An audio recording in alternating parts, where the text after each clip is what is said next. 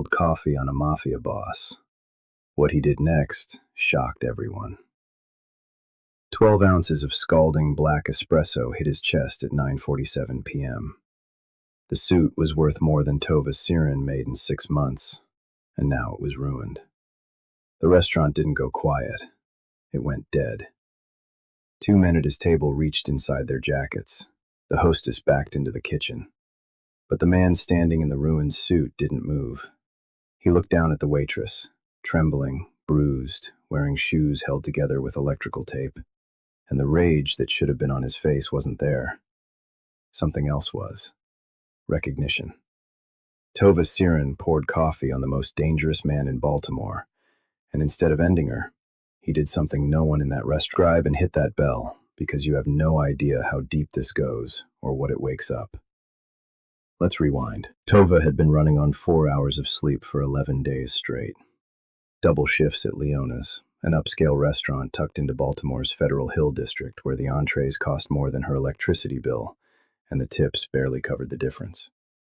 She was 25 years old, sharp enough to have graduated top of her class in forensic accounting, and broken enough to be waiting tables in a restaurant her own husband had picked for her. Merritt Calloway, 41, Baltimore City Health Inspector.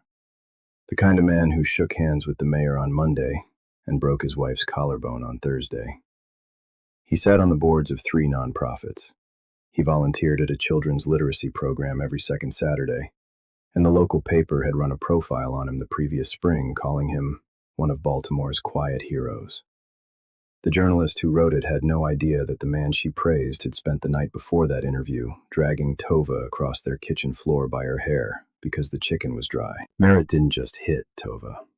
He architected her isolation with surgical precision. 6 months into their marriage, he fabricated a theft allegation against her at the accounting firm where she'd just been promoted. The allegation was false, but Merritt had connections. A word in the right ear, a forged disciplinary letter, a quiet suggestion that Tova Siren couldn't be trusted around money. Every firm in Baltimore closed its doors. The only job she could get was waitressing at Leona's, a restaurant Merritt personally inspected, meaning he could walk through the front door any night he pleased and sit at any table and watch her serve strangers with a smile she had to rebuild from scratch every single shift. He controlled her phone. He controlled her bank account.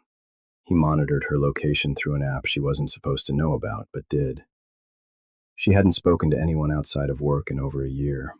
Her older brother, Bauer, had stopped calling after Merritt told him Tova wanted space. Bauer believed it.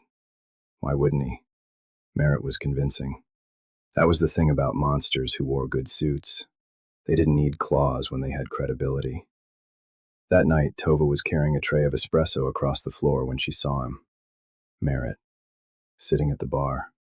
He wasn't supposed to be there. His inspection schedule had him across town. But there he was, swirling a glass of wine, watching her with that look she knew too well. The one that said, "I see you, and later you'll pay for something you don't even know you did yet." Her hands spasmed. The tray tilted. 12 ounces of espresso hit the chest of the man standing beside table 9, Alaric Tassan, 36 years old. The name that made powerful men in Baltimore excuse themselves from rooms. He ran the city's underground with a patience that terrified people twice his size. He didn't shout. He didn't threaten. His silence carried more weight than other men's bullets. He'd been at Leona's, finalizing a port negotiation with a shipping contact, and now his white shirt was soaked brown and steaming. The room froze. His lieutenant, Tomash, was on his feet in a heartbeat, hand inside his jacket. The shipping contact pushed back from the table. Every set of eyes in Leona's locked onto Tova like she'd just pulled the pin on something that couldn't be put back. Tova dropped to her knees, not because the moment called for it, but because her body defaulted to making itself small. She grabbed a napkin and pressed it against his chest, her mouth already running. "I'm so sorry. I'm so sorry, sir. Please, I'll pay for the cleaning. I'm sorry." Her sleeve rode up. The bruises were layered, green and yellow underneath, purple and black on top, fingerprint-shaped, the kind that don't come from bumping into furniture. Alaric looked at her hands, then at the bruises, then at her face, the way her eyes wouldn't meet his. the way her whole body was braced for a blow that hadn't come yet. She flinched when his hand moved. He reached down slowly, one finger beneath her chin, gentle, the kind of touch that didn't demand anything. "Stand up," he said quietly. Tova stood. Her legs shook, but she stood. Alaric pulled the handkerchief from his jacket pocket and held it out to her. She reached for it, confused, and he nodded toward her hands. Coffee burns. Red welts rising across her fingers where the espresso had splashed back. She hadn't even felt them. She'd been too busy apologizing to notice she was hurt. She took the handkerchief. No one had offered her something without wanting something back in 2 years. Alaric's eyes drifted past her toward the bar. He watched a man in a pressed shirt swirl his wine and stare at Tova with the kind of ownership that had nothing to do with love. He watched how Tova navigated back across the floor, giving the bar a wide berth, her shoulders drawn in, her steps careful and precise. The walk of a woman skirting a landmine she'd memorized the edges of. Alaric knew that walk. His sister Marin had walked that way for 3 years. They found Marin in the Patapsco River on a Sunday morning. Her husband never served a single day. Later that night, Merritt cornered Tova near the kitchen hallway.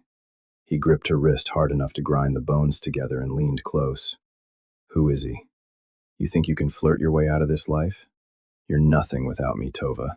Nothing." A crash from the dining room broke the moment. Tomasz, on Alaric's quiet signal, had knocked a glass off a nearby table.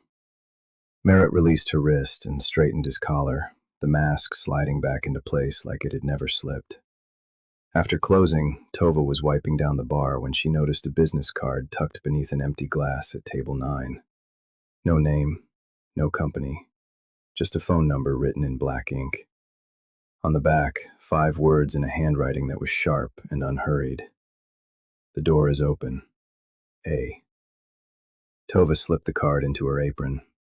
When she got home, Merritt was asleep on the couch with the television on.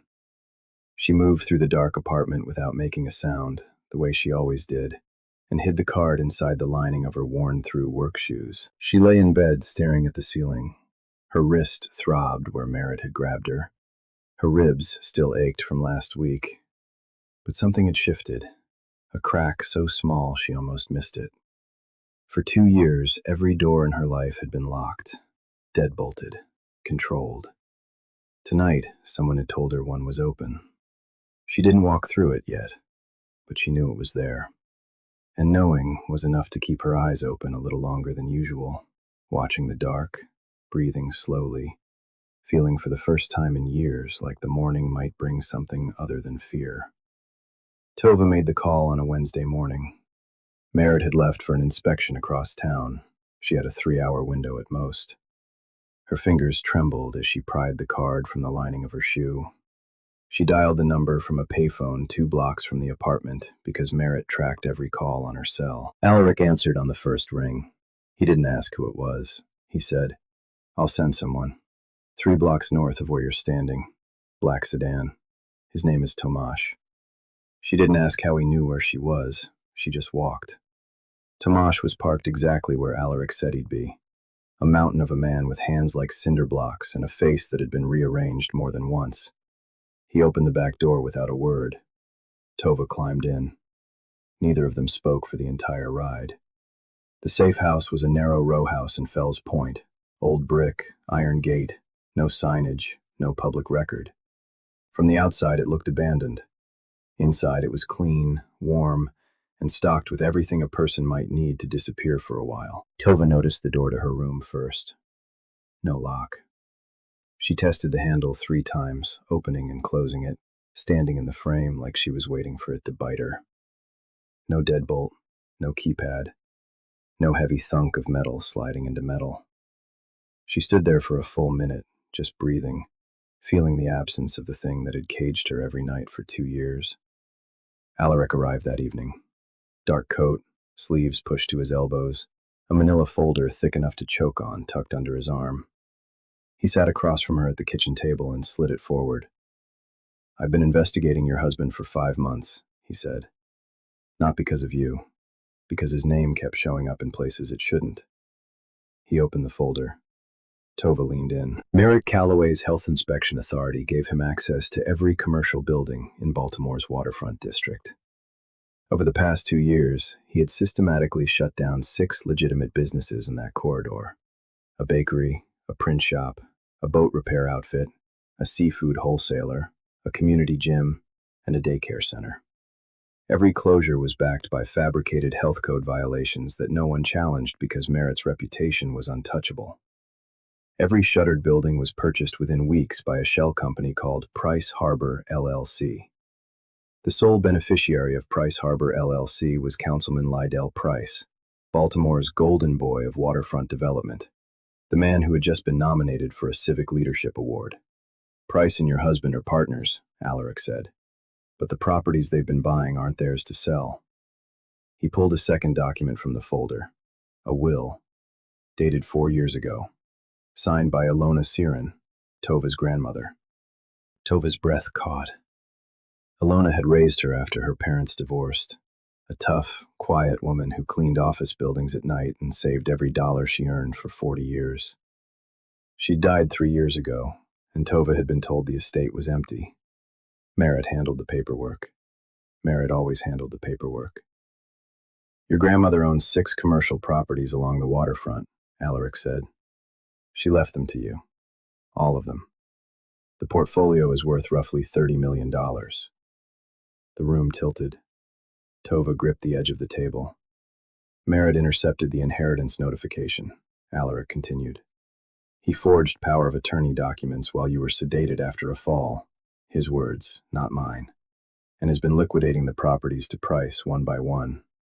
Every dollar has been routed through offshore accounts, and every one of those accounts is registered in your name." Tova's mouth opened, but nothing came out. Her grandmother's buildings. Her grandmother's life savings converted into brick and mortar. Stolen, laundered, and papered in Tova's identity so that if anyone ever pulled the thread, she'd be the one holding the bag. "He didn't just marry me to control me," Tova whispered. "He married me to rob me." Yes. Something shifted behind her eyes. Not tears. Something harder. Alaric pushed a laptop across the table. "My forensic team has been working these numbers for weeks. They're good, but they're not forensic accountants." Tova looked at the screen. Bank statements, transfer authorizations, routing numbers scattered across 4 countries. Her trained eye moved across the data the way a pianist's fingers move across keys. Instinctive, precise, hungry. Within 20 minutes, she'd identified 3 discrepancies Alaric's people had missed. Within an hour, she'd mapped the entire laundering structure, drawing connections between shell companies that had been designed to look unrelated. She was good. She'd always been good. Merritt had buried that. But buried isn't the same as dead. They worked through the night. Alaric sat across the table reading while she dismantled his husband's financial empire, line by line. He didn't check his phone. He didn't rush her. At 2 in the morning, he set a cup of coffee beside her without being asked. She looked up. He was already back in his chair, reading, as if he'd never moved. She wrapped her hands around the mug and felt the warmth seep into her fingers, and something in her chest loosened a fraction. She fell asleep at the desk near dawn. When she woke, a blanket was draped over her shoulders that hadn't been there before. Alaric was gone. Tomash was in the hallway, silent as a wall. The next morning, Tova came downstairs and stopped at the kitchen door. A pair of shoes sat on the mat, brand new, non-slip soles. Her size. No note, no name, just shoes, because someone had noticed that hers were held together with electrical tape, and she'd never said a word about it. She put them on and stood there for a long time, feeling something she couldn't name yet. That evening, Merritt appeared on the local news, a charity fundraiser at the Belvedere Hotel. He was shaking the mayor's hand, flashing that camera-perfect smile, accepting an award for outstanding community service. The anchor called him one of Baltimore's most dedicated public servants. Tova watched from the safe house living room. She didn't flinch. She didn't cry.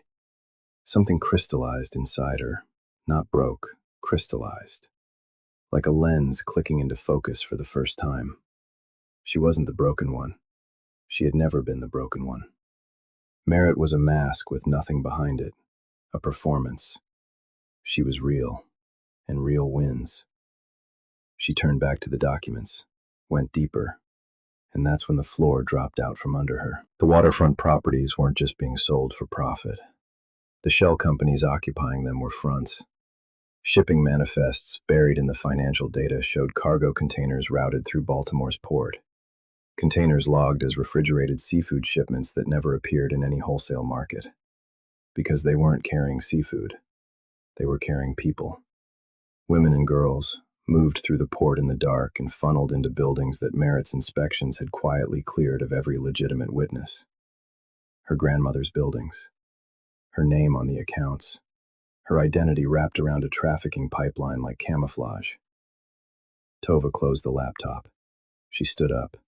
She walked into the study where Alaric was reviewing port schedules, and she slammed the folder on his desk so hard the lamp rattled. Then she broke. Not quietly. She screamed.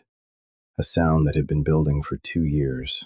Every locked door, every broken bone, every lie he'd whispered until she believed she was nothing.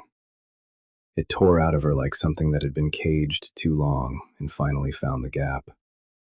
Alaric didn't move. He didn't flinch. He waited. When she finished, her voice was raw and her eyes were dry. "I don't want him killed," she said.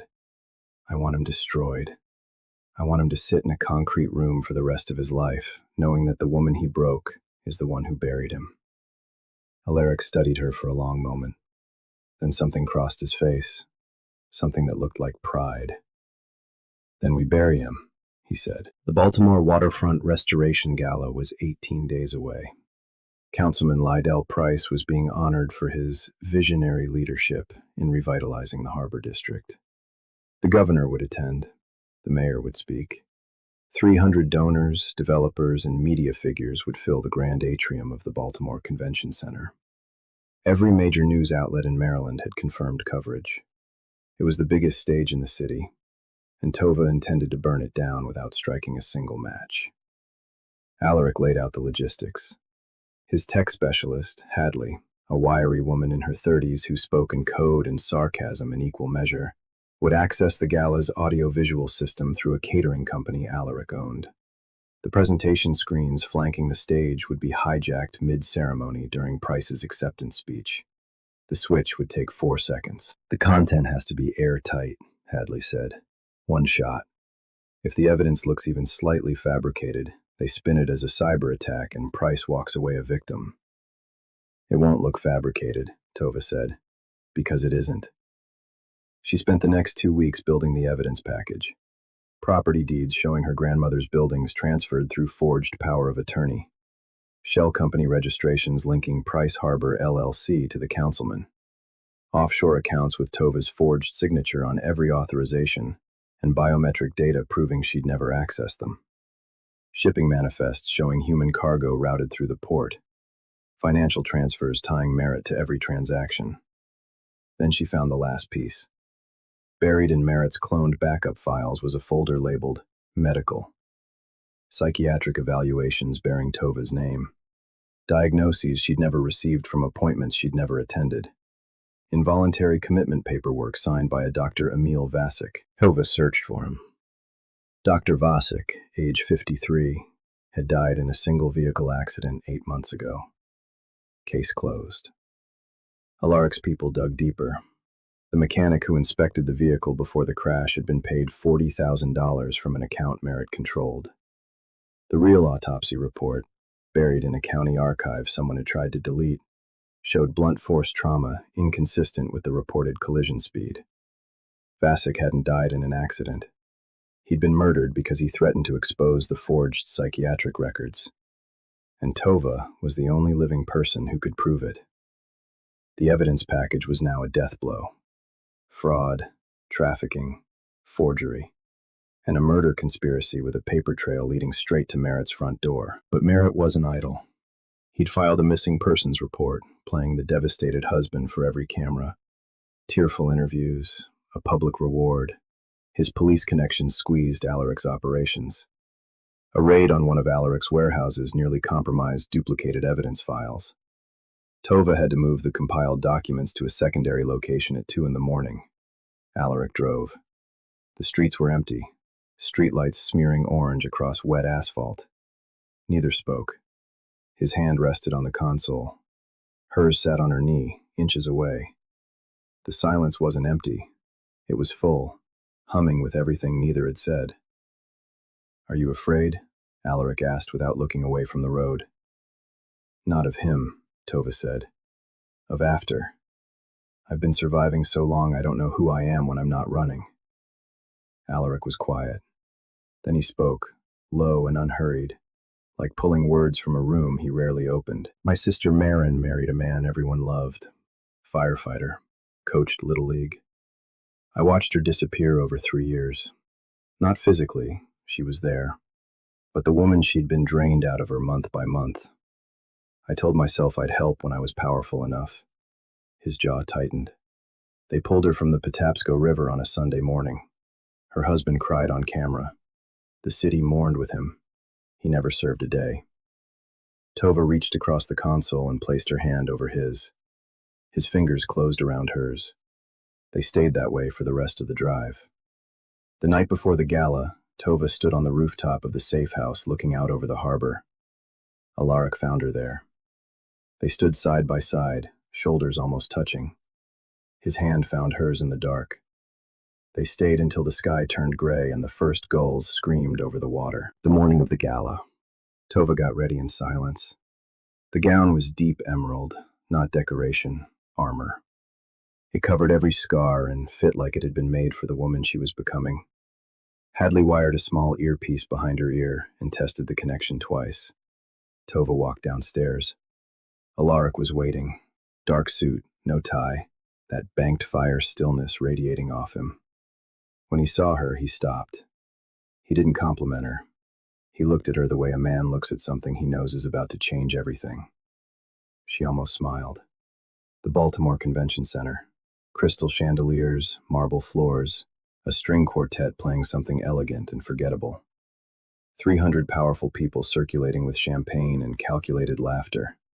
Cameras lining the press riser. Tova entered on Alaric's arm. Whispers ignited before they cleared the doorway. People recognized him, the name that emptied boardrooms. People recognized her, the missing wife from every newscast, the fragile woman on Merritt's flyers. She was supposed to be broken. Instead, she walked through that room like she owned the ground beneath it. Merritt saw her from across the atrium. His glass stopped halfway to his lips.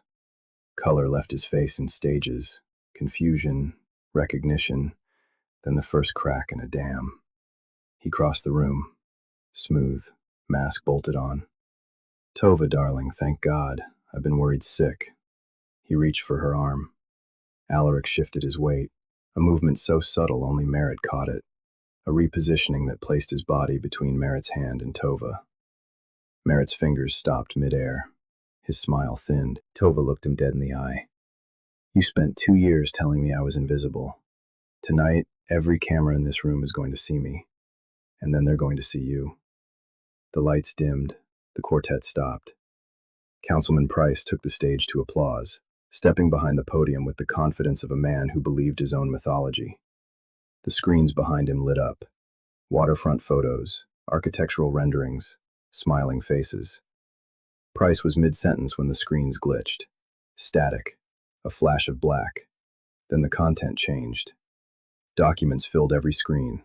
Bank records, shell companies, shipping manifests, forged signatures the size of billboards. A photograph of Dr. Emil Vasic, alive, next to the falsified accident report. And Merritt Calloway's handwriting. Unmistakable, enormous, on every document that had stolen a woman's life and buried a dead man's truth. 300 faces turned toward the screens. Every camera swung upward. Price gripped the podium, mouth frozen, and Merritt Calloway stood in the center of the atrium, watching his world crack open on a wall of light he couldn't turn off. The first document was the power of attorney. Tova's signature, forged, as the biometric analysis displayed beside it confirmed. granting Merritt Calloway full control of 6 commercial properties along Baltimore's waterfront. Properties left to her by Alona Siren. Properties worth $30 million. Properties Tova had never known she owned. The second was the Shell Company network. Price Harbor LLC, its subsidiaries, its offshore branches, all mapped in clean lines connecting Councilman Lydell Price to every fraudulent transaction. Donor tables went quiet. The governor's security detail shifted closer to the exit. The third was the shipping manifests. Cargo containers logged as refrigerated seafood, routed through Baltimore's port, delivered to buildings Merritt had cleared with fabricated health violations. The manifest didn't list product weights. They listed names. Women's names. Girls' names. 47 of them across 18 months. A gasp moved through the atrium like a wave breaking. The fourth was Dr. Emil Vasic. His photograph, alive, smiling at a medical conference, appeared beside the police report that had ruled his death an accident. Then the real autopsy report filled the screen. Blunt force trauma to the skull. Injuries inconsistent with the reported collision.